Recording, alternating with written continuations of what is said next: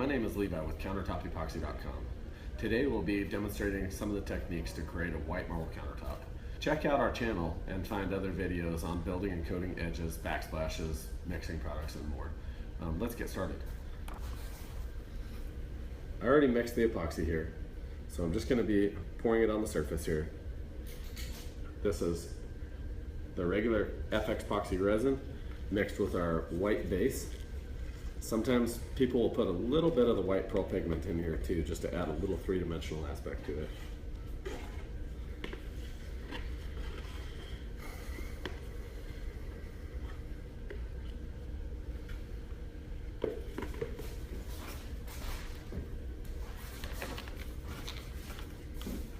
Now you can spread out the product with a brush or a trowel or a squeegee, just about anything, but I find one of the easiest ways to get an even thickness is usually with a foam roller.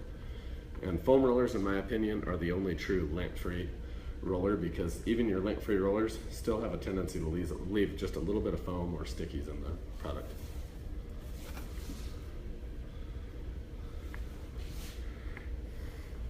Remember, when you're spreading this out, you're not wanting just to coat an area with the color. You're wanting to make sure that it's evenly applied to that area, so you have a real even thickness across the entire piece.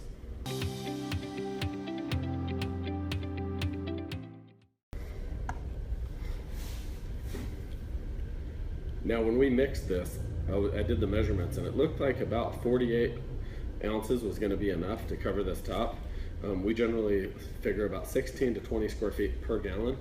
And so as I did the math, it looked like about 40 ounces was going to be adequate, but I went ahead and mixed about 48 ounces. So what you get is it just self-levels a little bit easier, and you're going to get that perfect reflection a little easier. Right now, because of our rolling, you still have some air bubbles in this. We haven't torched it. So right now I'm going to go ahead and torch it. But just remember, when you go ahead and torch this, your goal isn't to overheat the product. If you apply it thick enough, it's already going to be self-leveling and working itself into any of the little fisheyes or divots. So really all this should be doing is popping any air bubbles.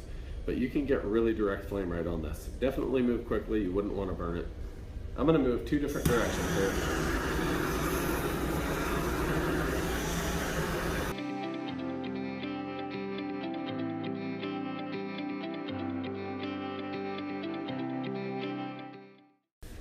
Remember not to torch your edges when you're doing a countertop. If you get too close to that edge with a lot of heat on it, it's going to thin the viscosity of the product and it's going to let it pour over.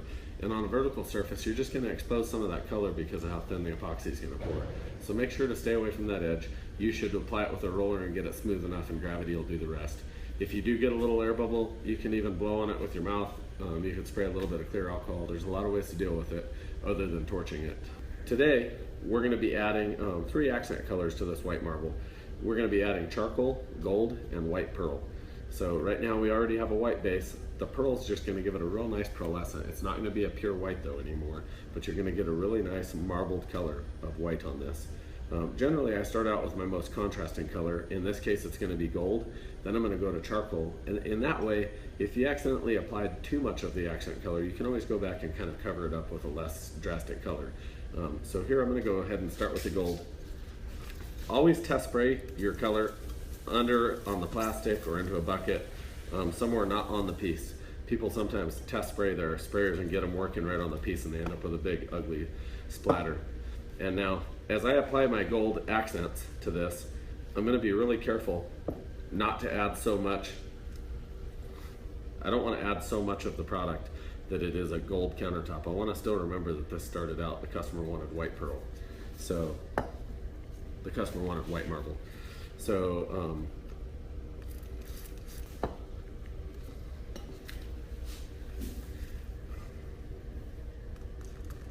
now I'm going to add some of my charcoal. I'm going to add some of this charcoal right through the gold. The only thing the gold is there to do is to make it look like a few little rusty spots. So usually there's iron deposits in the rock, and it can leave rusty little spots in the actual finish. So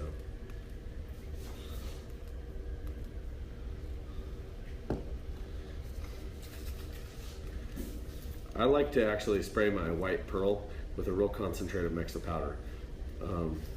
If you start letting it get diluted, it's fine. You can still get the color down. You just end up having to spray a whole lot more down there. This is 91% isopropyl alcohol mixed with the FX colors, the FX metallic colors from Countertop Epoxy.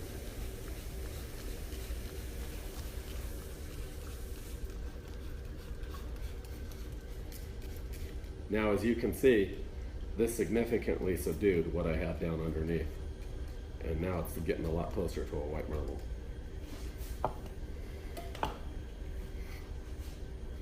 Since this piece is so small, it's easy to get the whole thing done really quickly. If you guys are doing samples, don't spend too much time on one little tiny sample. If you end up spending, say, an hour's time on this tiny little sample here, you can make a piece that's so complex you could never duplicate it in the customer's house or in your own house. So just make sure when you're thinking about this. Right here, this took me, probably about a minute and a half to do. But in any of your guys' houses, you're still going to be continuing on around your countertop. So keep everything really organized. You're going to want to pour all your epoxy at one time. Go back and mix, pour all your next coat of epoxy while somebody spreads it and levels it. You're going to want to just keep all your steps in order. Generally, these jobs turn out really easy and really good as long as you're organized. Organization is everything. Well, here we are. We let our piece set for about 20 minutes. We just wanted it to thicken up because what we're doing now is we're going to add veins. And if you add veins to epoxy when it's flowing too much, usually you just end up losing it. The vein will blow out and be really, really wide or something. It really loses its effect if you go ahead and do it too soon. So let it thicken up. On a job site, the way to get your product that you're going to pour as a vein to thicken up at the same time is to either scrape your drips and use that to drip veins, and you'll see what I'm talking about moving on here. Or you can pull your stove out on a lot of jobs, set some buckets up on top of plastic where your stove was, and actually pour some of your leftover material of each color out on top of that board. So you have material that's cooling and curing at the same rate, so you can use that to make veins on the rest of your job site, so on the rest of the countertops. So here we go. Because it's sat for a while, you can definitely tell the color's pushed a little bit and moved. Right now I'm just going to spray a little more of the accent color on top now that it's thickening up so that they'll really set and be a little firmer. And then I'm going to go ahead and spray some of those same colors down into my drips, and that's a good way to add some color on top of white epoxy. So I'm just adding just a little bit more white pearl now that everything's setting. And I'm not afraid of just letting it splatter because sometimes that's what really adds that 3D marbled effect.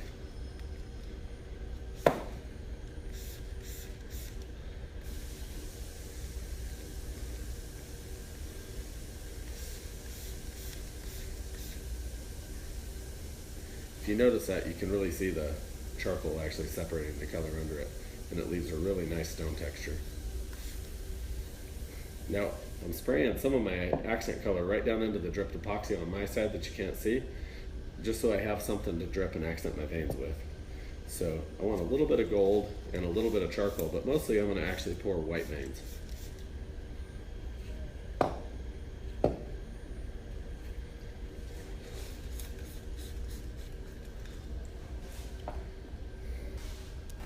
You can use anything you want to apply veins. Some people use a putty knife. You can do all types of patterns with a brush. One of my favorite tools is just one of my mixing sticks. You can scrape it sideways, down on the countertop, pick up product, and it stays stuck on your stick and allows you to have a lot of product to pull back across your piece. So that's what I'm doing right now.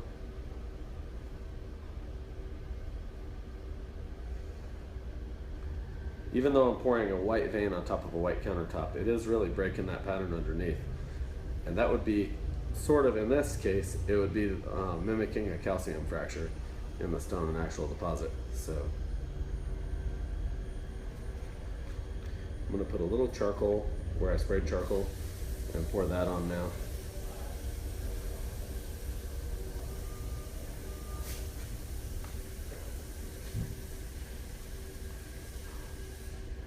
Make sure when you're pouring your veins that you go all the way off from one side, back all the way off the other.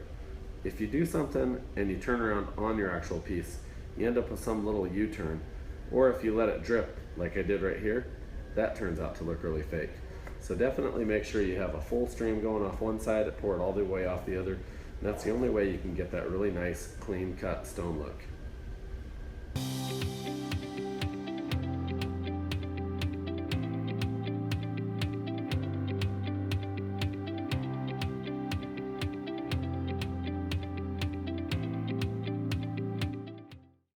Use whatever technique works best for you guys to just get a lot of different veins going across your piece. So.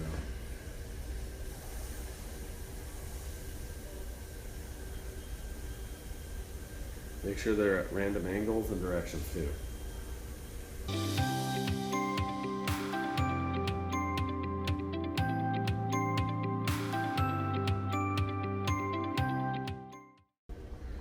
Really about the only mistake you can make here is to just not be aggressive and actually pour any epoxy anyways.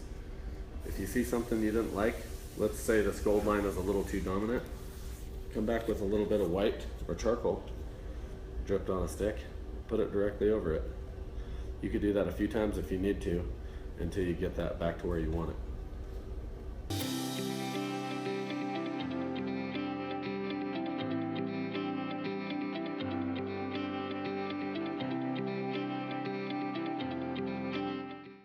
Sometimes people will spray a little bit of black powder actually to do that. You can get a really cool speckled effect out of just black powder to get your natural stone look through the center. And you can also get your epoxy black really easily using that. So not everybody does that for the white marble, but it's something we're going to try today.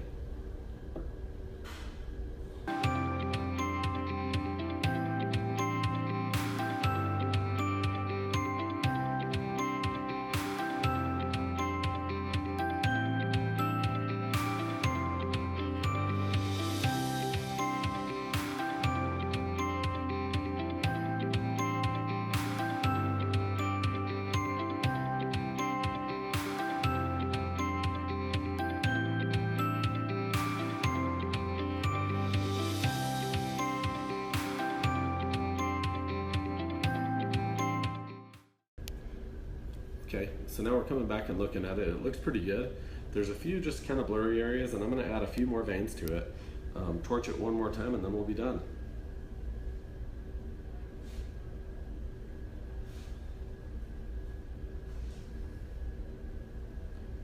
Looks really good when you have that kind of blurred natural marbling mixed with some really sharp lines through something.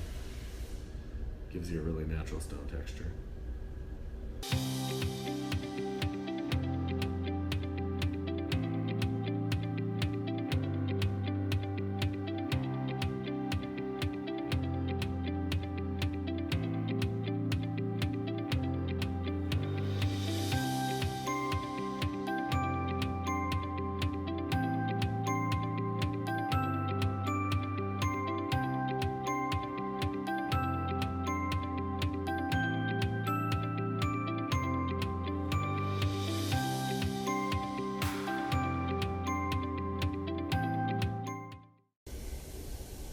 So now, in my opinion, we're mostly done. Generally, if this is my countertops, I'm going to add a clear coat over the top. That's going to do a few things. It's going to help protect it, but I'll still add some of the same accents into the top. And then if, say, somebody else looks at it, or you look at it the next morning and they say, boy, we like the gold, we wish there was more, you can always add some of the gold. And what you get when you add a clear with the accents on top is you get a way more three-dimensional look of your countertop, because the accent is kind of suspended in the top of a really clear finish. So we're done for today.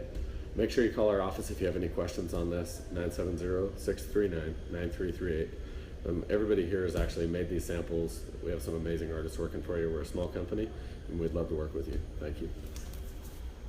Okay, so last night we came in here about 4 hours after the project that we videotaped, and we still poured a few veins on this. The epoxy was about like taffy, so it was really thick, but we still got some really cool fractures and veins through here as a pattern. This morning, of course, they didn't all settle in, so this morning we came in here and sanded it real lightly, just any of the little high spots, and as always, we're pouring a clear. Generally, on any countertops I do, I like to pour a clear coat because it just gives it that final perfect sheet, and then any little scratching and scuffing is never into any color or pattern, so you get a lot of protection more than any other countertop. So here we go, let's get started.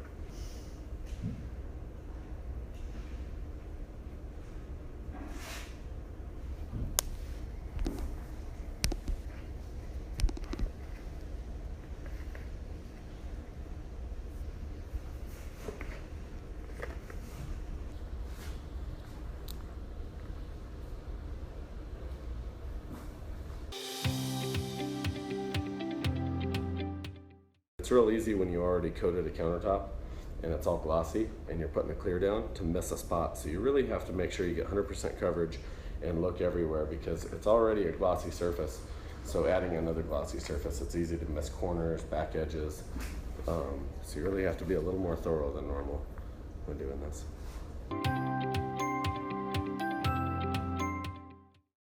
Now generally I'm going to let this settle out if you're doing a small piece for about 15 to 20 minutes. It doesn't warm up the product too much, it just naturally lets all the air bubbles come to the top on their own, so that when you do torch it, it's really quick. So now I'll let them torch this.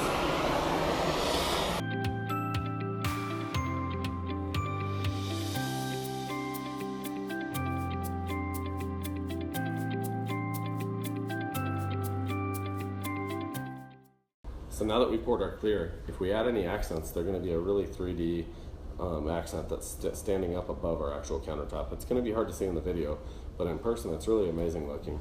What you do have to be careful of if you spray the accents is that they don't just bleed out too much and actually cover some of your veining and patterns that you have done underneath.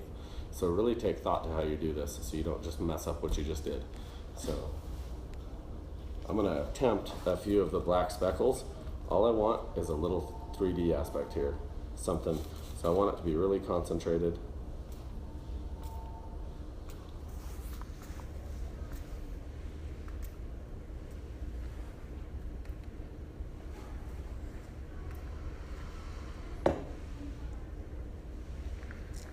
If you felt like you overdid it in a spot, which here, it looks pretty good down here, maybe a little too much, you can always lightly roll that area.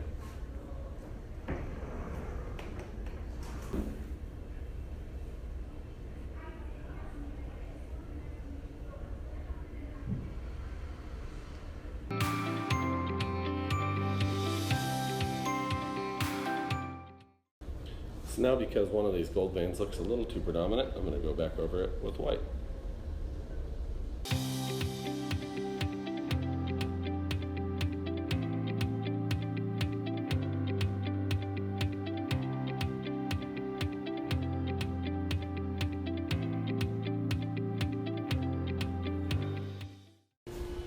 One thing I do a lot is put one vein color inside of another vein color.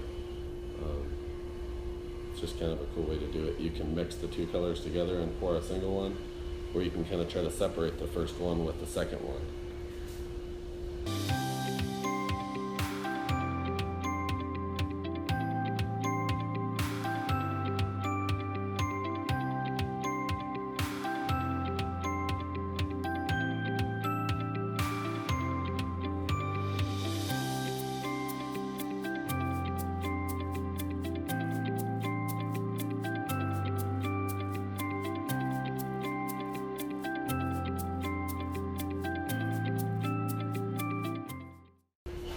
So now you can really see the veins are really pushing out, and they give they're marbling and leaving a really 3D aspect, a really 3D look in it. So we'll pan the camera over this and we'll be done.